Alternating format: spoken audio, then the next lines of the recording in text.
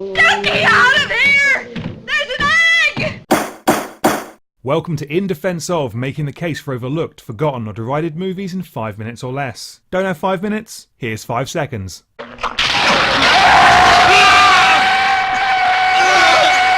Today, In Defense of Contamination, a 1980 Italian sci-fi horror that may have been slightly inspired by Ridley Scott's Alien.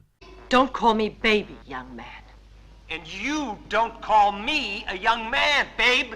A boat drifts into New York harbor full of dead crewmen and mysterious green eggs. The eggs burst with corrosive acid on contact, causing unlucky victims to explode. Colonel Stella Holmes links the eggs to Mars and a mission undertaken there by Commander Ian Hubbard, whose experiences on the surface of the planet have scarred him for life.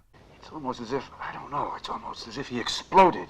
I imagine the conversation that gave rise to this movie went like this. Hey, let's make an Alien ripoff. Okay, in Alien, an alien bursts out of someone's chest. How can we one-up that? It only happens once in Alien, we should do it like 15 times. Great, what can we have burst through the victim's chests? We don't have much money. How about nothing? Nothing is cheap. How does that make any sense? It doesn't. Okay, let's do it. And so begins the grand story of Contamination, a straight up shameless ripoff of Alien. There's no escaping that, but this is Italian, and if you've learned anything from my videos about Italian cinema, it's that it's mostly hopeless but utterly charming, like a child's drawing. That's definitely the case here. Alien has terrifying, moody, dimly lit set pieces. Contamination has a woman locked in a bathroom with an egg.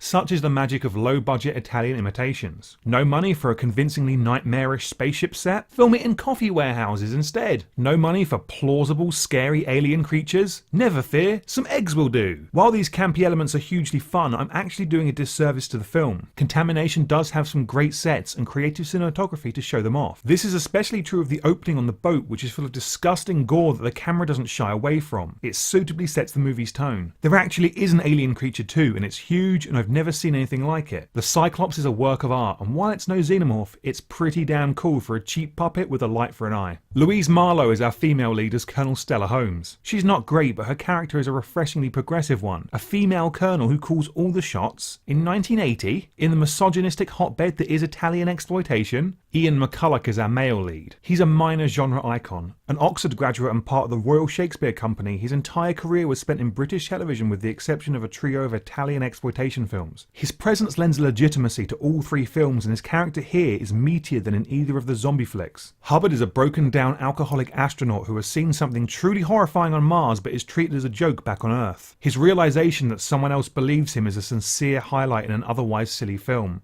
I never saw anything. I don't know what Mars is, and I was never there.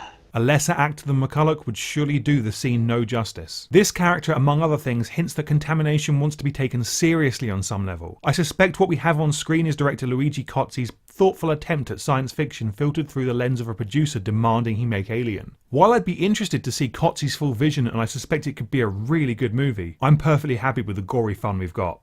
You do nothing, Hubbard, because you're incapable of doing anything. You're too soft. You're half a man.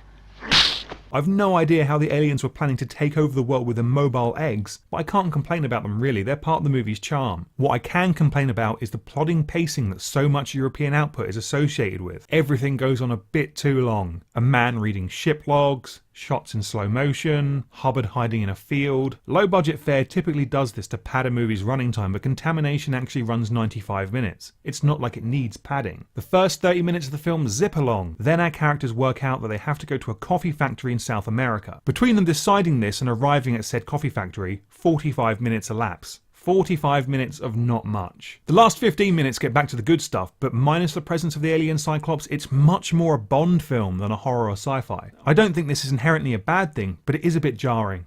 Hamilton was beginning to... Hamilton!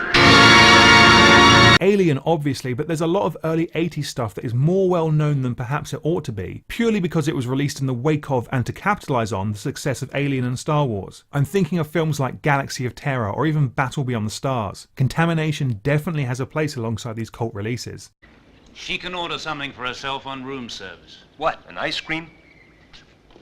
Its influences are less than subtle, but Contamination is a cut above most Italian rip-offs. It's gory fun, and it posits an interesting what-if. Were the filmmakers to replace the ludicrous eggs with something more threatening and play up the underdeveloped astronaut PTSD angle, we could have had a really good flick on our hands.